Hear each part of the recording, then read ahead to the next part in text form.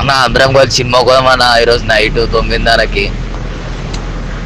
సరే శివ పోదాం, నైట్ 9 గంటల షోకి పోదాం. దీనిలో ఓన్లీ మగవాళ్ళకే ఎంట్రీ ఉంది, ఆడోళ్ళకి లేదు ఈ సినిమాలోకి.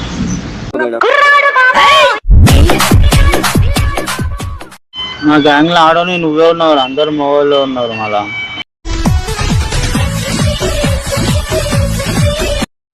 నేను ఆడోళ్ళకి చెప్పిన, మగవాళ్ళకి కాదు.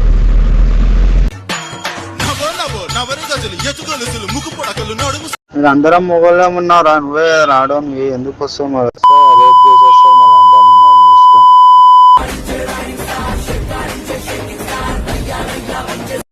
రాడే రాడే.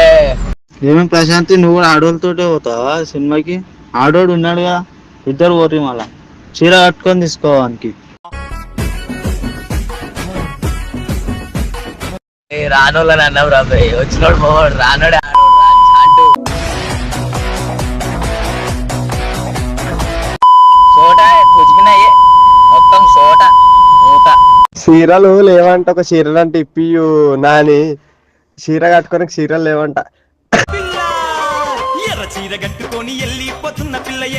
వరకు ఎందుకన్నా కాదు, సినిమాకి తోలుకోపోండి సాల్ మోడంట.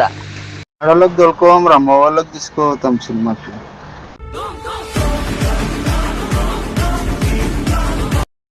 బరాబర్ అర్థమైపోయింది. నువ్వు ఇట్లా రాత్రి రాకుంటే చక్కగాని వేగా.